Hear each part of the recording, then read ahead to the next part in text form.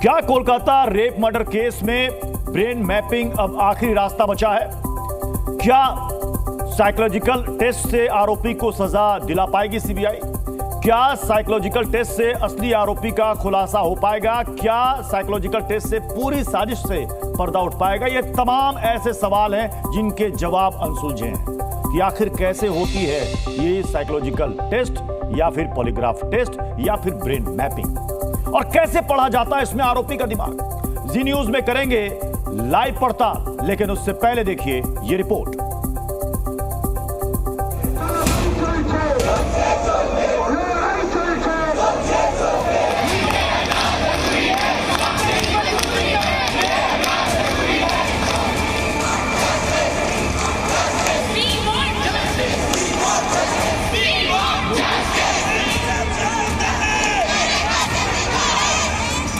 Kolkata rape murder case में 10 दिन बाद भी जांच की सुई अटकी। सीबीआई लगातार इस मामले में सबूत जुटाने में लगी। कल सीबीआई की टीम ने घटनास्थल पर 3D मैपिंग के जरिए सबूत इकट्ठा किए। सीबीआई की कोशिश है कि वो जल्द से जल्द इस केस का पर्दाफाश कर सके, ताकि दूध का दूध और पानी का पानी हो सके। इसके लिए सीबीआई की टीम मुख्य आरोपी संजय की ब्रेन मैपिंग कर रही है। ब्रेन मैपिंग के जरिए सीबीआई ये जानने की कोशिश करेगी कि क्या आरोपी संजय ही असली आरोपी है। क्या संजय के अलावा भी इस केस में कोई शामिल है? संजय ने पीड़िता के साथ इतनी बर्बरता क्यों दिखाई? क्या संजय पर भी किसी तरह का दबाव बनाया गया? सवाल ये भी कि क्या ब्रेन मैपिंग से कोलकाता की इस विभत्स घटना से पर्दा उठ पाएगा?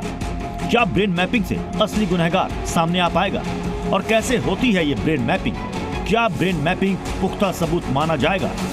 करेंगे बड़ी बहस। बने रहिए जी न्यूज के साथ।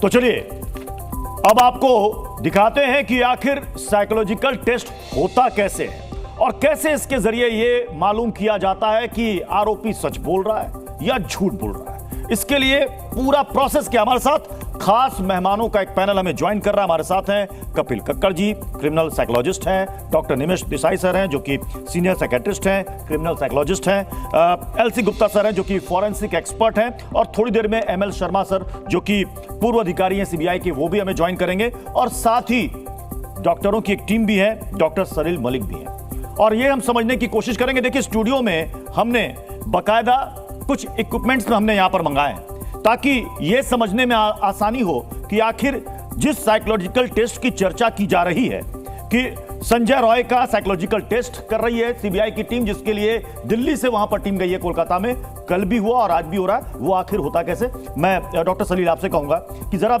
ये बताएं दर्शकों को कि ये जो साइकोलॉजिकल टेस्ट है ये होता कैसे है, और ये जो मशीन है इसके जरिए कैसे आप समझते हैं कि सामने वाला कहीं फंस रहा है, सच बोल रहा है, झूठ बोल रहा है? पॉलीग्राफ मशीन में इस तरीके से काम होता है कि वो हमारे ब्रेन के, हमारे वाइटल्स, हमारी बॉडी के जो सारे वाइटल्स है, बीपी हो गया, ब्लड प्रेशर का, हमारा पल्स रेट हो गया, हमारा रेस्पिरेटरी रेट हो गया, और हमारा जो बात करने का स्टाइल है और हम जैसे बोलते, तो वो सारा चीज़ें रिकॉर्ड होता है। मतलब आपका हाव भाव होता है, और वाइटल्स तो हमारे ऑब्जेक्टिव पैरामीटर्स भी होते हैं उसके अंदर रिकॉग्नाइज। और जैसे ही पेशेंट से हम सवाल पूछते हैं, और सवाल ऐसे होते हैं डायरेक्ट सवाल की यस और नो के, उसमें कि हाँ या ना के, उसमें जिसमें मतलब तीसरा कोई विकल्प नहीं होता, तीसरा विकल्प, और उसमें हम कई रेलेवेंट सवाल और इररेलेवेंट सवाल की पूरी एक चीज़ें पूछते हैं, जिससे हमारे पास एक ग्रुप बन जाए कि भी पेशेंट किस तरीके से रिस्पॉन्ड कर रहा है, किस तरीके से बता रहा है।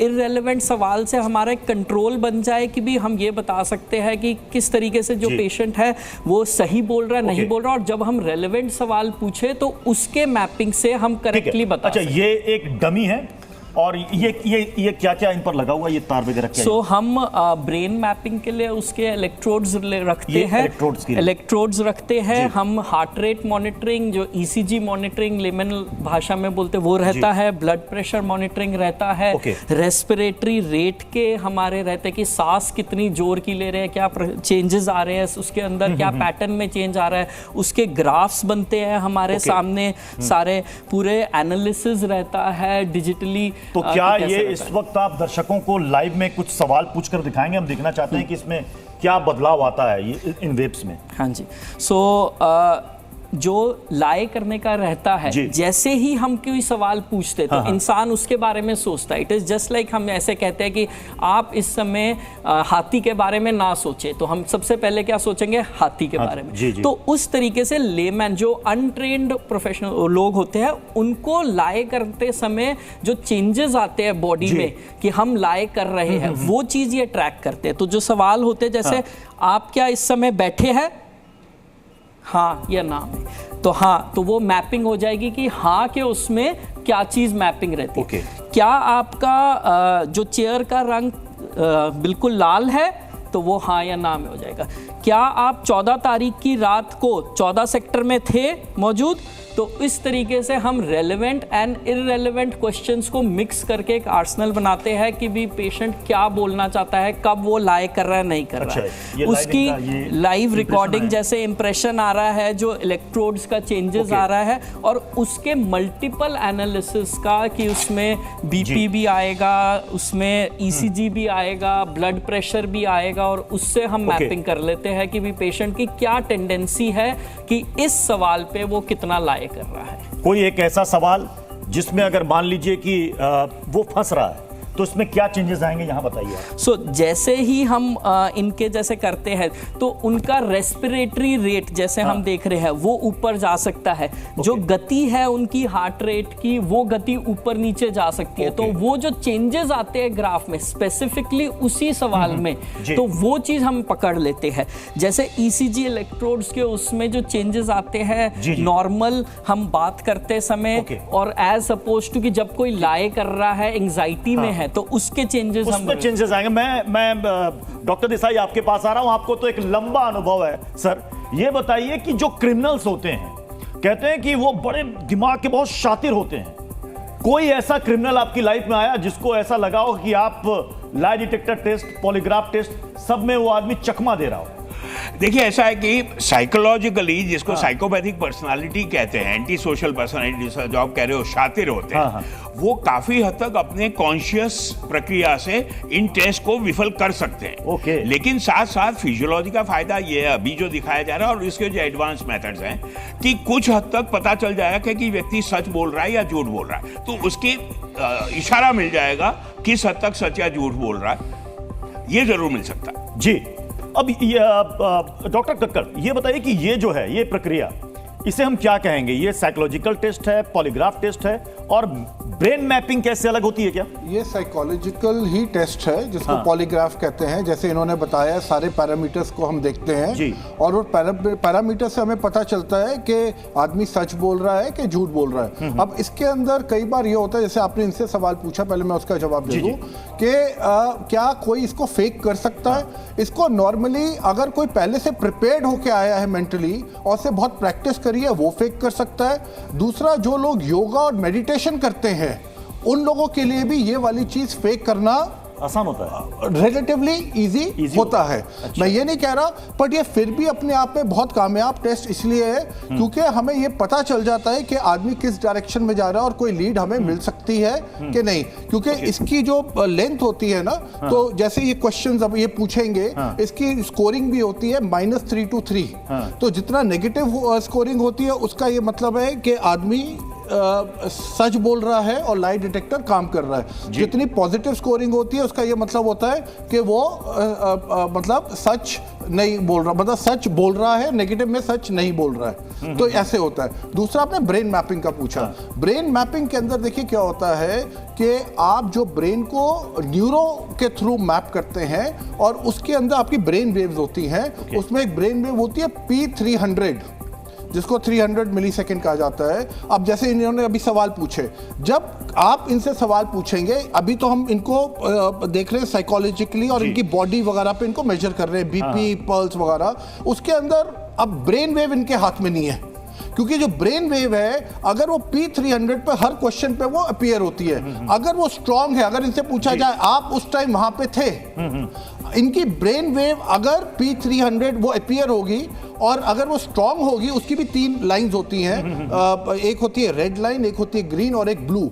जब आपकी ब्लू और जो आपकी रेड होती है वो हायर साइड पे होती है, इसका मतलब है कि वो आदमी वहां पे उसको हमने पकड़ लिया, वो सच बोल रहा है, या जो भी उससे सवाल पूछा जा रहा है कि तुमने ये काम किया, तुमने ये किस टाइम पे काम किया, तुम्हारे साथ कौन कौन था, तो हर बारी ये अपीयर होगी। जब वो अपीयर नहीं होती, इसका मतलब है वो वाला क्वेश्चन इररिलेवेंट है। बहुत ही बारीकी से कपिल कक्कड़ जी ने समझाया कि आखिर ब्रेन मैपिंग का पूरा प्रोसेस क्या है। और देखिए, इस बीच सूत्रों के हवाले से एक बहुत बड़ी खबर सामने आ रही है। सीबीआई जांच में एक बड़ा खुलासा हुआ। आरोपी संजय को लेकर यह बड़ा खुलासा है। सीसीटीवी में दिखाई दिया था संजय, सेमिनार हॉल की ओर जाते दिखा था संजय, जिसका साइकोलॉजिकल टेस्ट किया जा रहा है और वहां पर एक्सपर्ट्स की एक टीम पहुंची हुई है, जो कल भी उसका साइकोलॉजिकल टेस्ट हुआ और आज भी किया जा रहा है। लेकिन इस बीच बड़ी खबर यह आ रही है कि जो सीसीटीवी का फुटेज जो बरामद हुआ था, उसमें आरोपी बकायदा सेमिनार हॉल में जाते हुए दिख रहा था। अब सीबीआई तमाम सबूतों को इकट्ठा कर रही है। इससे पहले जो कोलकाता पुलिस ने जो सबूत इकट्ठा किए थे वो सीबीआई को सौंपे जा चुके हैं। इसके अलावा भी कोई एविडेंस अगर है तो वो सीबीआई कलेक्ट कर रही है। एमएल शर्मा सर, अब एमएल शर्मा सर हमारे साथ जुड़ेंगे। मैं एलसी गुप्ता सर आपके पास आ रहा हूं। अब ये बताइए कि जो फॉरेंसिक एक्सपर्ट्स हैं, उनकी नज़र में अगर कोई आरोपी लग रहा है कि ये झूठ बोल रहा है, ये फंस रहा है लेकिन बचने की कोशिश कर रहा है, और अगर जैसा कि इन्होंने बताया कपिल कक्कड़ सर ने कि अगर कोई योगा करता है या इस तरह की प्रैक्टिस करता है तो वो चकमा देना उसके लिए आसान होता है। मैं यही समझना चाह रहा हूं, आपको लग रहा है कि संजय राय अगर वो इस तरीके से अगर किसी मानसिक बीमारी से ग्रस्त है या कुछ बुरी लत या बीमारी उसको है, वो ऐसा कर सकता है, आसानी से बच सकता है? देखिए, डॉक्टर कक्कड़ साहब और डॉक्टर देसाई साहब ने ये बात की है, that is in relation to normal psychology जी, but I will give some facts about the forensic psychology that is in relation to criminals and especially of hard criminals and the person related with the police investigation system. They can give a different type of result by this test. As per my opinion, this test is not a final conclusion at all. जिसकी मान्यता है कि नहीं court में, ये भी एक डिवोइस बात है जी। एक इनोसेंट आदमी अगर इस टेस्ट पे दे, वो गलत रिजल्ट दे सकता है। वो इतना नर्वस हो जाता है कि वो कुछ की जगह कुछ बोलने लग जाता है। दिमाग में कितना टेंशन लेके बोलता है, कुछ भी बोल सकता है और कुछ भी रिजल्ट आ सकते हैं। मैंने तो यहाँ तक देखा है कि हमारे नॉर्मल ओपीडीज में जब डॉक्टर के पास में पेशेंट आता है ना, इतना नर्वस हो जाता है कि उसको ये पता नहीं होता है कि मेरे को एक्चुअल में किस कंप्लेंट के साथ आऊँ, मेरे दर्द कहाँ है, पेट में दर्द है, टांग में दर्द है, सर में दर्द है, वो सब कुछ भूल जाता है। तो this is simply depends on the psychological status of that particular time. एक नॉर्मल इनोसेंट आदमी can be booked by this test. जी, मेरे हिसाब से किसी भी जो अभी जो फोरेंसिक एक्सपर्ट की टीम सर वहां पर गई है, उनके लिए पहली प्राथमिकता क्या होगी इस आरोपी को लेकर? क्योंकि इसके बारे में जो अब तक जो पब्लिक फोरम में जो बातें सामने आ चुकी हैं, एक तो ये शराब का आदी था, दूसरा ये अश्लील फिल्में देखता था, और ये इसका व्यवहार महिलाओं के साथ बहुत अच्छा नहीं था। देखिए, जहां तक मैं बोलता हूं इस बारे में जी, एक नॉर्मल वुमेन को जी इस तरीके से इस कदर रेप कर मर्डर कर देना या पहले मर्डर करके रेप कर देना, ये एक आदमी के लिए किसी भी तरीके से शायद ही पॉसिबल हो, अगर एक्सेप्शंस को रूल आउट कर दिया जाए तो। जी। Z News.